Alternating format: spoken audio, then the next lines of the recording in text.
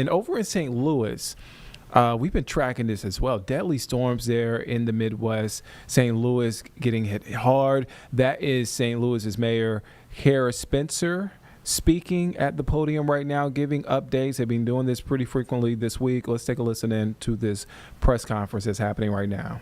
That their building is already condemned if they have a red sticker on it. I mean, eventually it could be. How long do people have before the condemnation process restarts? That's an excellent question, and we recognize there has been a significant amount of confusion on this, and we are working to improve the communications on that. That deployment of information will be happening this afternoon. We're getting it out as quickly as possible. Our intent is not to scare people, and certainly not to punish people who have already been so impacted here. And we are pivoting immediately to get that more clear to folks. How long do they have, though? One person told me they thought they only had 10 days. To get out. So long. I don't know the answer to that. I think there are specific circumstances, whether you're a renter, it depends on your rights as far as your own specific lease. I know that Legal Services of Eastern Missouri is working to also mobilize some folks on the ground to help educate people on their specific rights. It's not a universal component here, whether or not you own or rent, and some of those things are very specific to an individual's circumstances and their relationship with the property owner. So it is complicated. The city is working to streamline and universalize what we are communicating to property owners and the folks that would enter those properties, and that's going to be coming out today. Mallory, there's no timeline for resuming the condemnation process, or is there? There should be. I don't know the specifics to that, but we are working on getting that solid today as well. Mallory Foxton. Yeah. Can I just explain, whenever we've been out talking with people, there's a lot of confusion of what FEMA can provide versus what the city and the state can provide. There is a lot of confusion. We're working through that right now. The city is deploying all resources that it has on this effort. That is very clear. We have folks working 12-hour days every single day just to get the work done. We are looking to FEMA to come and help us fund that effort. It's not something that the city has the financial backing to run for the long haul. So how this is going to play out, what the city, the state, and the federal government can come to the table is exactly the work that we're working through right now. A few more questions, David, Channel 4. Yeah, wanted to double check. Maybe this is best for Chief Tracy, but we've had viewers reaching out about shots fired in North and West City. One person reached out saying that there needs to be a ceasefire. How aware of the police department is this? Is this happening? Are there a lot of shots being fired? Well, even before this tornado hit, we're always monitoring shots fired. We have ShotSpotter. We respond to all calls, whether it's calls for service through 911 or through ShotSpotter. So that's been happening before this tornado. We look at every case. We do a canvass. We look for witnesses, and we make sure that nobody is shot so we can render first aid if there is someone, make sure we get them to the hospital. So this is not, let's not conflate the issue of the tornado with shots fired in our city. This has been an issue, but over the years with a good plan in place, they have been reduced, but we certainly got a long way to go. So we'll always investigate it the same way that we do outside this zone. I've told you about the patrol plan that we have in place. We are not losing the rest of the city. And because of the patrol plan to 12 hours, we actually probably have more coverage in the districts as we're doing this area.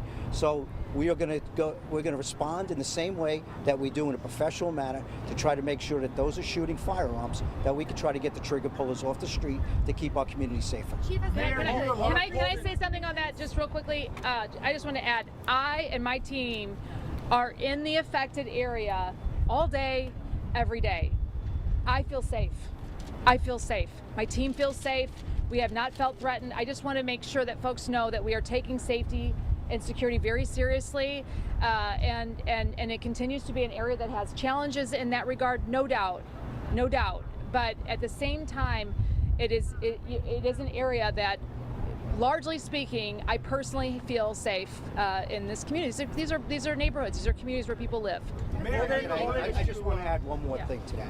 And as I take a look at the report, the CompStat reports that you can see online, although we had Friday, Saturday, Sunday, that ends the report for the week. If you look at this area, crime did not go up in this area as well. So you'll see that report that's coming out. It'll continue. It's something we monitor. We still do our ComStat. We still do our crime meetings. Everybody thinks continues. This is happening, but we can do both. And that's the type of thing, and my hat's off to the St. Louis Metropolitan Police Department, the support by the mayor, support by the governor, and the great work that's being done by 911 operators, call takers, our civilian personnel, and obviously our policemen and women in uniform that are out here doing this every day. And that's why we're keeping this area safe and the rest of the city safe. And if you look at the reports, crime is still, it has not gone up this week. And I'm monitoring all week long, and I'll be able to give you an update when this week ends. But I'm looking at it every single day. Hold on, Channel 5. Hold on, Channel. Elliot, you've already had a couple questions. Hold it at Channel 5. I have a two-part question here for you, Mayor. One, are there any environmental concerns? Obviously, a lot of these are older homes, may have asbestos, may have lead paint. And the second part of my question here is the city concerned that the disaster relief could be denied by the federal government? FEMA said yesterday there are still 17 applications waiting on the president's desk he hasn't signed. Yeah. The question about whether or not they're contaminations. Absolutely, we're handing out masks. We've been deploying them. We are encouraging residents to exercise extreme caution, especially when going into buildings. You know, you can just feel it in your lungs. Yes, absolutely, we have concerns about contamination in the air. So please, everyone, exercise extreme caution and use the PPE. Number two, do I have concerns about FEMA? Yes. I mean, look, defunding the areas of federal government that we so badly need to make our communities function well is a huge problem when it comes to this and a whole host of things that the city relies on the federal government for. Do I have concerns? Yes. Do I have confidence that we are doing everything we can? Absolutely. Do I have confidence that our governor and our local electeds, our senators and our congressmen are doing everything possible? Yes, I do. And we are marching forward because that is the only thing we can do, and we're marching forward with as much strength as we have, and I have confidence in that. Mayor, have we had reports of looting? I think there have been a few reports of that, but to be honest, I am incredibly proud of the response from the community here. People are coming together to protect their blocks, their community, their neighbors, and it is overwhelming the amount of goodwill that the community is showing in this extremely difficult time. Anybody else? Dana? Yeah, a follow-up to Chief Tracy. Have you seen, so we talked about crime hasn't gone up. Have you seen an increase in ShotSpotter activations in these affected areas?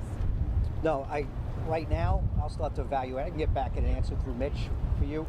We'll evaluate that. I can give you an answer on it, but they asked me how cold. I know that we're monitoring shots fired, people being shot, non-fatal shootings, fatal shootings throughout the area, throughout the city.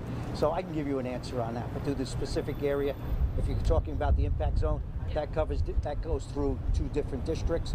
But I can parse that out for you and give that answer to you. Okay? Chief Tracy. Thank you guys very much for your Cam's the last one. Okay, Chief Tracy. I noticed that there are some state troopers at some of the non-working lights. Is this precautionary, or are they there because they've had some issues with those people running the lights or not being in traffic? Listen, we've had 4-way stop signs going because of the power outages since the beginning. I'm so happy with the community. There's minimal accidents that have happened because of that. People have complied. The one accident I was able to talk about was early in the morning. A couple of mornings ago, our officers actually were hit broadside in the side on Kings Highway or Page Boulevard. I don't have the exact address. There's a lot of information going on. But it's been minimal.